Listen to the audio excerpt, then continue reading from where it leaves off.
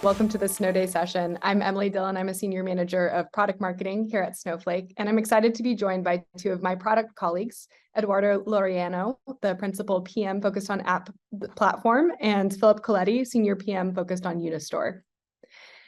You just saw in the Snowday keynote a handful of really exciting new capabilities. And so what we want to take the time today to go through together is doing a deeper dive. We want to show you demos of them. We want to talk more about how customers are using them so you can get a sense of how you can also use them. These new capabilities range from programming and hardware flexibility to unifying transactional and analytical data to DevOps features that will just make it easier to build and operate your applications. So today we're going to dive into Snowpark Container Services. Then we're going to see what it looks like to use Snowpark Container Services as part of a Snowflake Native App. We're going to dive into a live demo of hybrid tables and talk through those capabilities. And then we're going to wrap up with some DevOps features. So with that, I'd love to dive in. All right, Eduardo, I would love to dive into Snowpark Container Services. It really expands the scope of features and products and apps that folks can build and run within Snowflake. I think most people who are listening to this likely are aware of or have used containers as part of their development process before.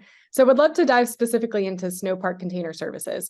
Can you walk us through kind of what is the feature, why we built it? Oh, I love this feature. This is really our ability as Snowflake for you to bring your own container. So you can have your own container images, put in our infrastructure. It runs within Snowflake. It can run next to your data, completely isolated. And we provide all the Snowflake guarantees. So it's a global infrastructure, runs everywhere, and you don't have to maintain everything. You just bring your container and it runs in our platform and we manage the infrastructure for you.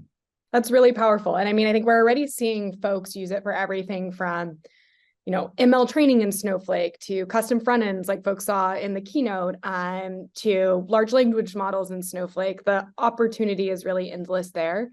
And I think it's a great segue to this next feature, which is the Snowflake Native App Framework. So the Snowflake Native App Framework we announced in public preview at Summit this past summer. We're excited that it's going to be GA soon on AWS and public preview soon on Azure. And so the Snowflake Native App Framework really gives developers the building blocks to build applications, full stack applications in Snowflake, but then distribute and monetize them on the Snowflake marketplace. And what's the real aha moment here is install and run them in the customer's Snowflake. So we just talked about Snowpark Container Services, where you can kind of run any component or a full stack application fully in Snowflake. Bringing these together kind of builds the ability to run a full stack application in your customer's Snowflake or an advanced ML model. So it's very exciting. I know builders like Hex and CartoDB and H2O AI are all using Snowpark Container Services as part of their Snowflake native apps. And so what I'd love to hear from you, because you're close to this, is what specifically and why are folks using containers within Snowflake native apps? Why are they using those two in concert together? First part is, as part of our application platform, they want to bring fully fledged applications. We can come with custom compute in their language of choice with different components that are container images that they can bring from somewhere, and then have a real dev experience. They can accelerate sort of the development lifecycle because you're going to develop these things all, as the name says, native to Snowflake. So you build in Snowflake and you use it in Snowflake. And you have the flexibility to bring either a front end or the back end, can be a multi-container applications, any part of your applications you can bring there. That's on the dev side. And we want that story to be really powerful and we keep evolving it. And there's also the business benefit when you think about it. So now, because of this distribution model that you talked about, you can build an app and distribute to consumers in the Snowflake platform, and you can fully monetize with it. So sort of your time to value is really short. You get all the security guarantees that this runs isolated, like I was saying, and then all the governance easiness because it runs in Snowflake. So really, those are the key values. That's really helpful. And what I'd like to do now is, I know we have this slide and then one that's even deeper dive. So let's start with the 100 level. Kind of what does it look like for the two features to be used together? So now for those that seen native apps before, we added just a few concepts. You can think of an application. Now your application, as you can bring to them containers that you put in a container registry, you can specify services or jobs or service functions, and those can run out of your container. You do this and you package that all up as your application, you deploy that to consumer account. On the consumer account, we're going to provision the compute pool that it needs to run. Like I was mentioning, it can be a number of instances, like dozens of CPUs or a number of GPU compute, all running the consumer account, completely isolated and governed by the consumer, where they still have the same permission model. They only allow access to the data that the application needs, completely controlled by the customer of those applications. That's really helpful. And what I want to show now is kind of the under the hood. Like, let's double click into what this looks like, and kind of what composes the Snowflake native app in a world where you're also bringing in a container via Snowflake Container Services. In terms of components, what that really means is an application, and we call that an app package. It's a set of concepts you have there. So first you have your manifest. That's what defines your application. You have a setup script. That's essentially a sequence of SQL commands that you can run that will get your application set up. You have your application logic itself. You can use Snowpark runtimes, but you can also use Snowpark Container Services for the application logic. If you're a container, you're going to bring those container images, and then you have some definitions on how to call those service endpoints, either if it's a backend or a front-end service.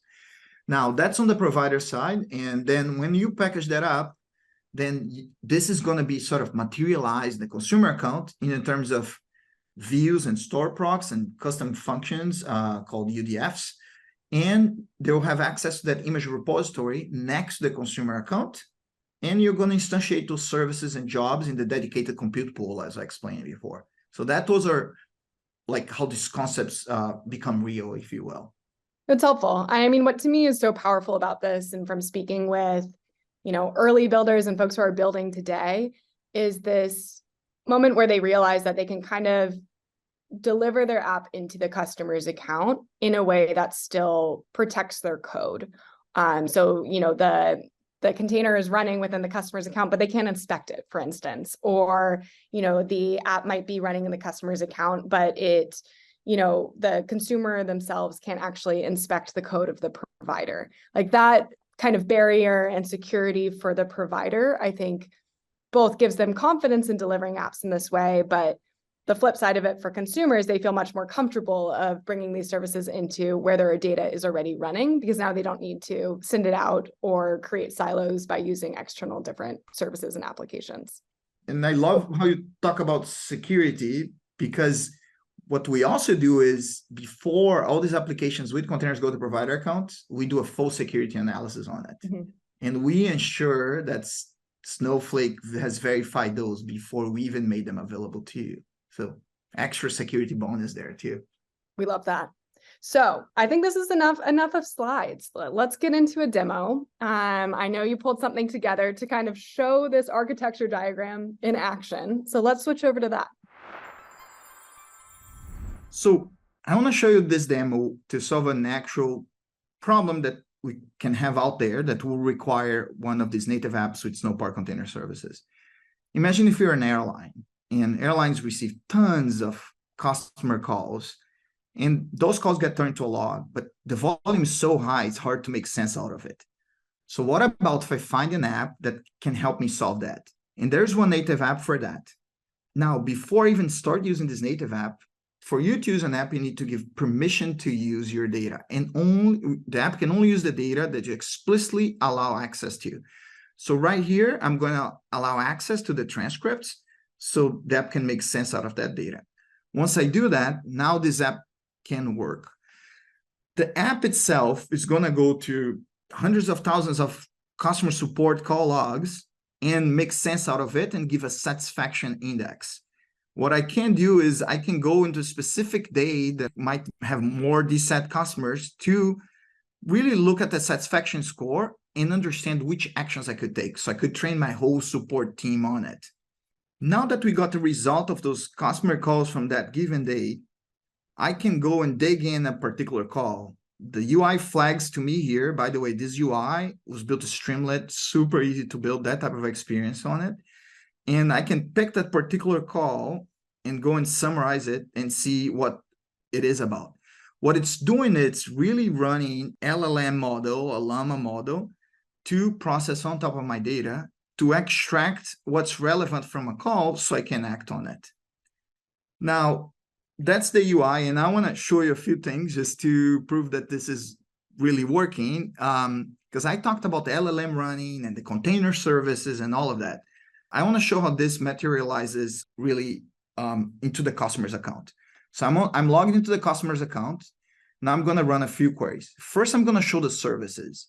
I talked earlier how a container really spins up a service endpoint, and you can see the Llama 2 service running here. To show that's a really LLM model, I just wrote a random prompt here that can run against an LLM. The LLM has been configured, and I'll show you the source code in a bit, to give a specific prompt to return customer support, but I could do any other prompt with it. So here's the prompt for the response for this particular prompt. What I can also show is for an LLM model to run, I need GPUs on it. So when I build this application, it requires one node, and that node's of type GPU. So it's NVIDIA GPU that's running under the covers. So that's all the experience on the consumer account. So imagine if you're building this app, there are just a few things you have to set up that explains how you get this all built and distributed. So I talked about the LLM code. That could be a container. You could download that container from, let's say, Hugging Face, Llama 2 app, and you can put that container image in our container repository.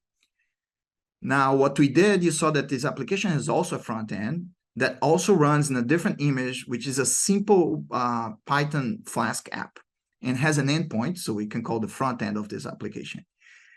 That's how you set up your containers and your endpoints. Now, what is going to happen is when this app gets installed, a setup script is going to run. That's going to create and grant all the permissions needed for the app to run successfully and prompt for extra permissions that might need. But it also, and very importantly, it creates a compute pool. So when I showed you that one instance of one GPU running, that's the command that ran that created it. And then makes a reference to the YAML spec file that I just showed you before. It will set up that service endpoint in that particular compute pool. And I talked also about the prompt and how that's working. So how this code is working is just a specific prompt that we configured in the code, and it will call a particular function that is an UDF or a system function called LLM that's running on my app instance. So when I switch back, what you can see is I have that function is configured here into my app as well. So I have that LLM function here.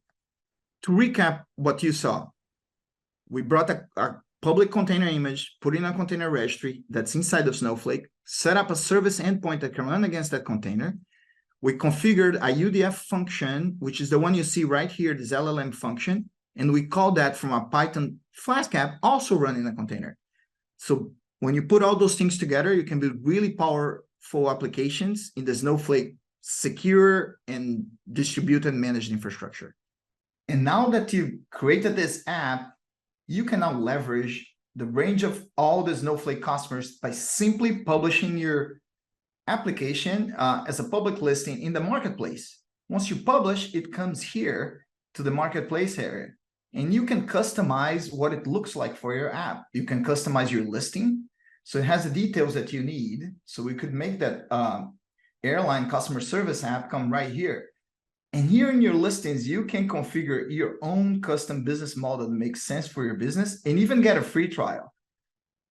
So as you've seen with Snowflake Native Apps and Snowpark Container Services, you can bring containers and apps together to build your whole business around it and distribute in the Snowflake marketplace. Wonderful. Thank you so much, Eduardo, for walking through that demo. Really appreciate you taking the time. So now I want to switch gears to another feature that we talked about in the Snowday keynote, which is hybrid tables. It is an awesome new feature that seeks to solve a problem that I think all of the developers and even product folks who are listening to this will resonate with, which is architectural complexity and the pain that is managing databases for different use cases.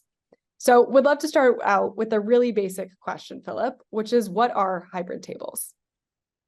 It's a great question, Emily. Hybrid tables are a new Snowflake table type that allows you to perform fast, high concurrency point operations, unlocking the ability to build simple transactional applications directly on top of Snowflake. You get a single, consistent, governed data set across both your current transactional data and also your historical analytical data, all ready to query from within a single Snowflake database connection, no data movement required. Hybrid tables look and feel just like any other Snowflake table that you are familiar with. You query them with the same syntax that you query other Snowflake tables with.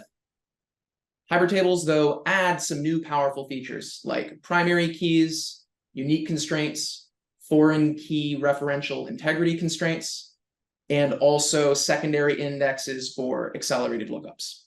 But probably the most powerful feature that hybrid tables bring is the depth of the integration into the Snowflake database and the way that you can use them with other Snowflake tables.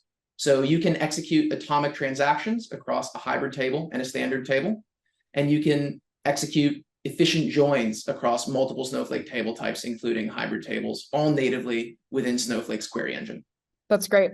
So what are some of the use cases folks are using it for today? Private preview, we've seen customers gravitate towards three main categories of use cases. There's application state, data serving, and lightweight transactional apps. And I'll touch on each one of those briefly. So for application state, we have both UI application state, things like the Snowsite web UI, our own native web UI, where we can use hybrid tables to store customer information like session, auth, and activity. There's also workflow state, where we have customers that run larger analytical workflows that they parallelize across many concurrent workers and that have multiple stages. And they use hybrid tables to store the state of these various stages of the workflow and the various concurrent workers in order to make sure that if a worker or a workflow dies, they can pick up right where they left off and not have to redo any of that work. In data serving, we have many Snowflake customers that serve pre-processed read-only data to other systems and apps with low latency and high throughput. A good example of this from the private preview would be we work with some SaaS companies that pre-compute stats and trends to serve through their web UI or an API to their end customers so that those customers know what's going on within their SaaS application. Important to note that these are pre-processed data. This isn't interactive BI. The last case would be transactional applications that retrieve and modify data in real time. Initially, hybrid tables is going to be a better fit for more modest scale use cases. Think up to hundreds or maybe even a few thousand queries per second. Good examples of this from some of the customers that we've worked with in the private preview are internal business process tools, things that help with sales quoting and estimation, approval workflows, access requests, and also billing modification applications. So we've talked a bunch about the features and what we're seeing with customer use cases, but let's dive into a demo so you can see this live in action. Tasty Bites is our fictional food truck business here at Snowflake. And today we're going to look a little bit closer at the Tasty Bites food truck operator driver app. First thing we're going to do is log into this application here. And you can see this intro screen where it shows that I'm going to be posting up at 836 Danforth Ave in Toronto. So in Toronto, we have tens of truck drivers spreading out all across the city to handle the peak lunch rush because today's a weekday. And we're expecting maybe even 1,000 or a few thousand orders during this lunch rush. Once I get to the place that I'm going to be serving these meals, I'll click I'm ready, and that'll bring me over to the order management screen. What we can see here is all of the orders that have been submitted into my truck. We have orders that are submitted online, orders that we are able to match to a given customer profile from our loyalty program. And then we also just have folks that walk up and place an order right at our point of sale. Let's take a look at one of these orders now. Within this order, we can see that this customer ordered a couple of the Miss Piggies, one of the original, one of the ranch. They got a drink as well. And their total order was $23. Once we've cooked this, plated it, and it's ready to serve, I'm just going to go and mark this order as ready for pickup. Great. So the order was completed, and now we've got a happy customer going on their way with a full belly. Let's talk a little bit about how this application is built. This is a React front end that we're simulating a mobile app here in my local browser, and I am running it locally on this machine. The back end is a Python Flask app that connects down to our Snowflake database, abstracting it with SQL Alchemy as our ORM. Under the hood, to power this ordering experience, we're using hybrid tables to model this core order data model. And the reason we chose hybrid tables is both because it gives us the latency that we want for this sort of interactive application with these point lookups and point writes, and also because it gives us higher concurrency to be able to operate and update many different records concurrently while these different truck operators and customers all work on different orders. Let's hop over into Snowsight to see what the data model looks like. There's two core tables that power that ordering experience that we just saw in the application. First, there's the order header table, which encapsulates a single customer order. In order to make this a hybrid table, you'll see we add the hybrid keyword before the table definition. Hybrid tables also require a primary key, which you can see is our order ID for this table. Hybrid tables also allow for secondary indexes, and here we've indexed truck ID, order timestamp, location ID, and order status. Those are important attributes that we need in order to have snappy lookups in the app for the main access paths in that application. The second table is an order detail table, and each entry in the order detail table corresponds to one of those subline items within the orders in the app. So we can have multiple order detail records for a single order header that gives us those multiple subline items, like our order that we saw before, where the customer ordered a bunch of different items. Again, we have a primary key on the order detail ID. This time we also have a foreign key, where this order detail table references the order header table on that order ID column.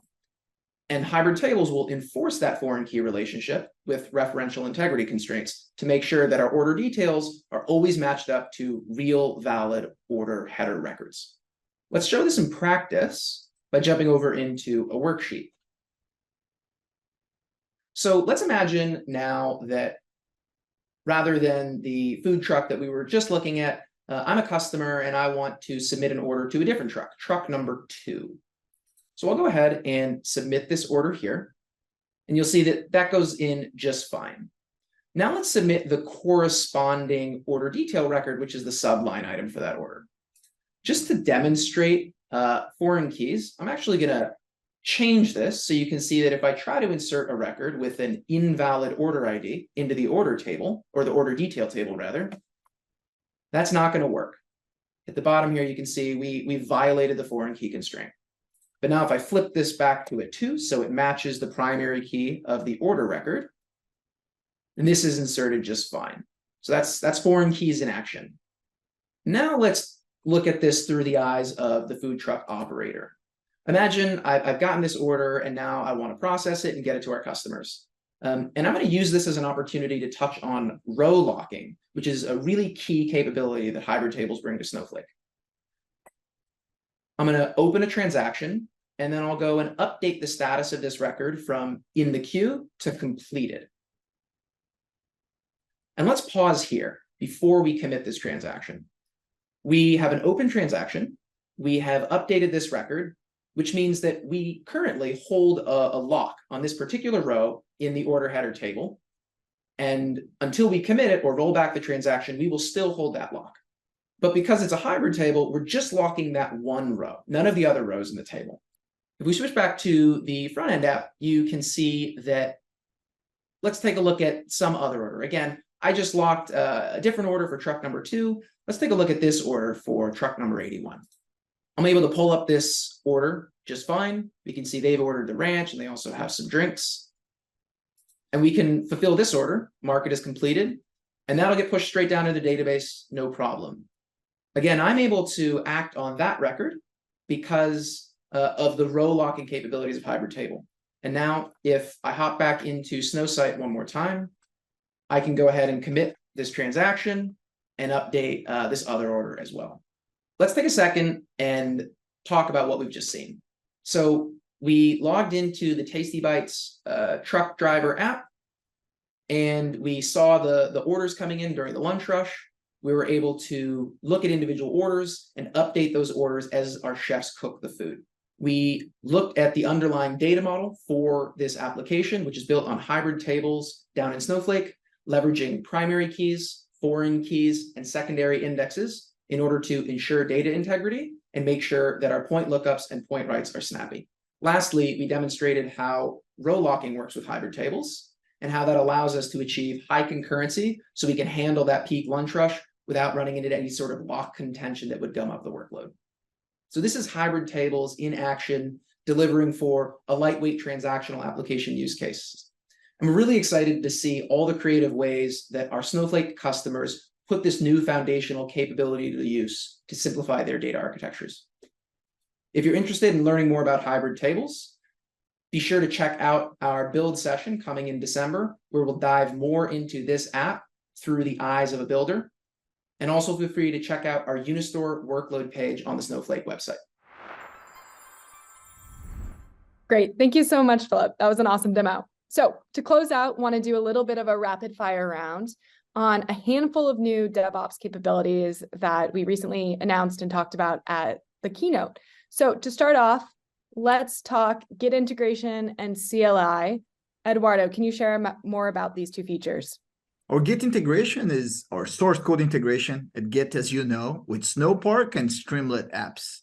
So users at Snowflake now can view, run, edit, collaborate within Snowflake experiences with assets that exist in a Git repo, let's say on GitHub. The CLI is our open source command line interface explicitly designed for app-centric workloads running on Snowflake, and supports a range of Snowflake features, including user-defined functions, stored procedures, and Streamlit. Awesome. All right, next up, let's talk database change management. Philip, can you walk us through what these new capabilities are? Managing database objects has always been a pain. Third-party database change management tools are difficult to use and incomplete due to imperative coding, complex dependency management, and versioning. Now with our new set of declarative object management capabilities, you can code declaratively and easily templatize to manage database objects across environments, and Snowflake just handles the rest for you behind the scenes.